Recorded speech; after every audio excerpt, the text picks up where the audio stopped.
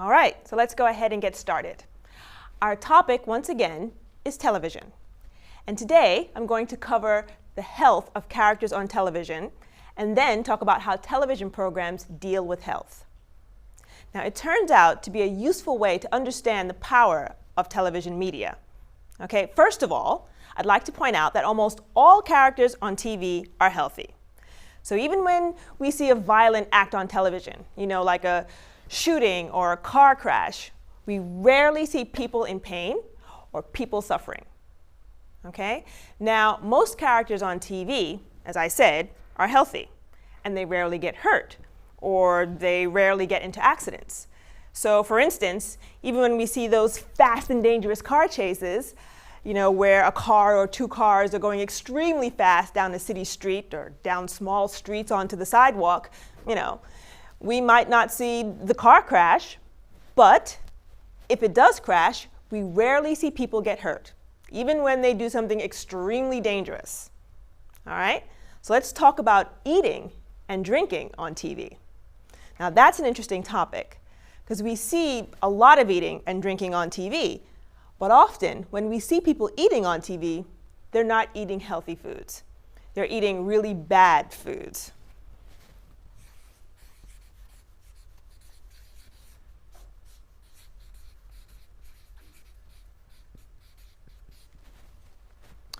What do I mean? Well, first of all, we see many characters who eat too much food, or they eat a lot of candy and drink too much coffee. But even though these eating habits are unhealthy, there are very few fat or unhealthy people shown on television. Okay? So, in other words, everybody seems healthy on television, even if they shouldn't be. Now let's talk about one more health idea, and that's the big one, because it's really changed so much, and it's a very important idea. Okay, now when I was young, when I was a child, almost everybody on TV smoked. Now I bet that's difficult for you to believe, because now smoking has almost completely disappeared from television, unless of course you watch an old movie. Okay, now that's going to be it for today, and we'll pick up this discussion next time with another television theme. Okay?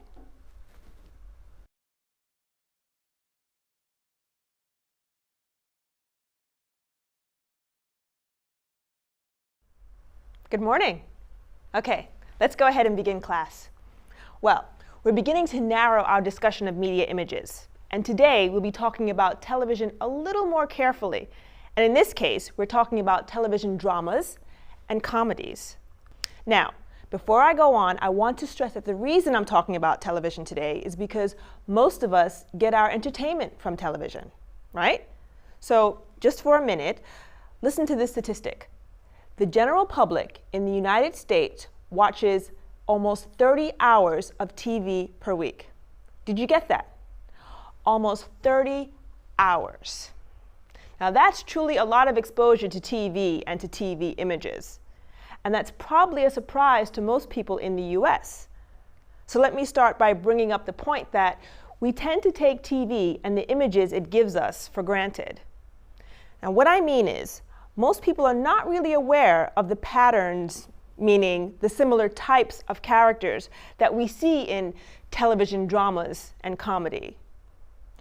And we aren't conscious of the stereotypes. And the interesting thing for us is that many media experts will say that these characters, even though they're fictional, meaning they're not real, can influence how the public thinks about people who are in the real world. And as you might then expect, they can influence the real world itself.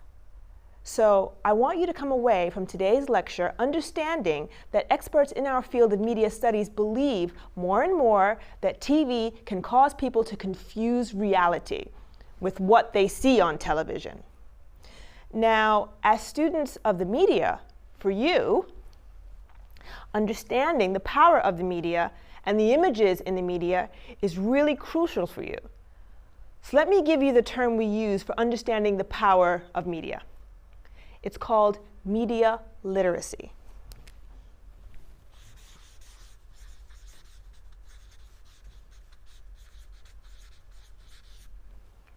Okay? This term will be on the test.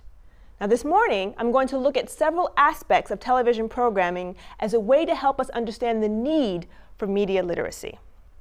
Well, the first thing I'll point out is that characters on TV are very different from people we see in real life. And this is probably not a total surprise to you, but let me spell this in more detail with a few categories.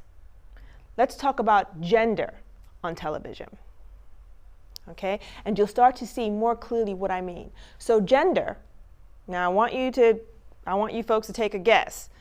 Do you think there are more men or more women in television dramas and comedies? Take a second to think about it. More men or more women? All right, the answer, and maybe this won't surprise you, is there are more men than women portrayed on TV.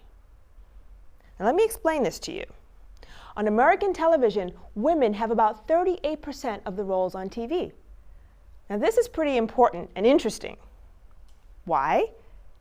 Because in the US, women are a little over 50% of the actual population.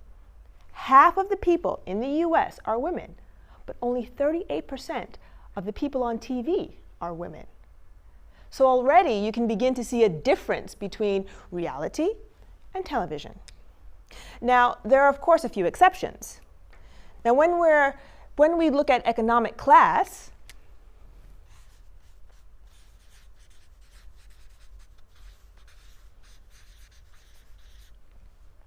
in other words, whether people are wealthy or middle class or poor, we see an even bigger difference between reality and television.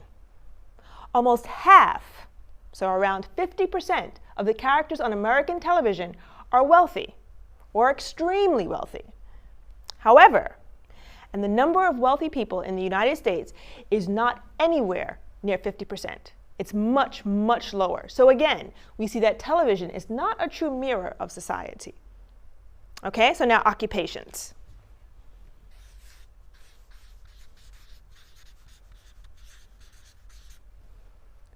Meaning the jobs that the people on American television shows do.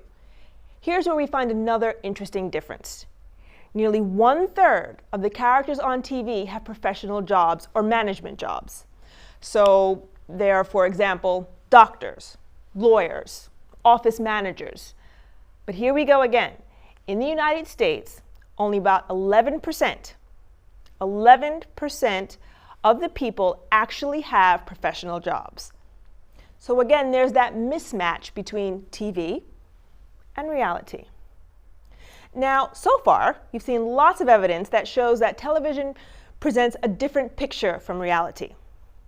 But our media literacy doesn't end there.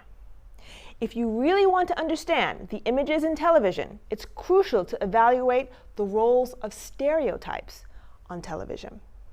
Okay, so let's move on to talk about some common stereotypes. Well, it turns out that most television programs draw on stereotypes all the time. Why? It's simple. Television program directors need to make the audience recognize the characters easily and quickly. Okay, let's now talk about men on television. Okay? Just men on TV. On TV, we can see at least 2 ways that program presents stereotypes of men. One stereotype that we commonly see is men can do more things than women, like have a powerful job, play sports, travel, drive fast cars, and so on. Now, I'm simply saying that in general, men play a wider variety of roles than women. And there's plenty of evidence to show that women show up in fewer types of roles. Okay, the second stereotype we often see is that men can solve problems without other people's help. And this image is all over television. Now, what about women? For women, there's one main stereotype on TV. And that is, if a woman is single, then her character, how should I say this? Well, she needs to find a love relationship with a man if she wants to be successful or have any value. Got it? She's looking for a man, say a boyfriend or a husband. So on TV, we often see female characters who are very attractive and young, and that's so they can easily find a love relationship with a man. Now, The problem here with these TV stereotypes, the problem is people watching TV see that image, that stereotype, even if the woman is very smart or very professional or in a high position up in her company. So no matter what, the main focus is her attractiveness and her ability to find a man. So on TV, we might see a woman working in the office, but most of the time we see her going on a date with a man or talking about her love problems. So even if she has an important job, she needs to find a man. Now, that's enough about the characters on TV and some of the stereotypes. Now let's talk about some of the reasons why these images appear as they do on television. Okay, so here's the bottom line. Television is a product. TV is just like a car or a computer or a hamburger. And so television shows are developed from a marketing point of view. So television programmers spend their time developing the kinds of entertainment the public wants to see. And they know that viewers want characters that are easy to understand and stories that are easy to follow. So for the most part, we see people on television who are close enough to real people, and that's so people can follow the story and not get confused. But there's one more thing that we have to look at here. I said just now that people want stories and characters that they understand. But on the other hand, and now this is important, they don't really want to see the real world on television. They know the real world already. They want to see something different. In many cases, they want fantasy. They want fantasy. Now, media experts warn that the danger here is that if our television viewing is only fantasy programming, just fantasy, then people will come to believe that the fantasy world is the real world. Okay? So they believe that media literacy, meaning teaching people about the images on television, is the way to prevent the attractive fantasy on television from influencing our views about the real world all of us have to live in. So, I'll wrap this up by saying the implications of comparing the TV world to the real world are endless. And we're just now beginning to discover the topic, media literacy. So we'll come back to this topic next time. All right? Thanks a lot.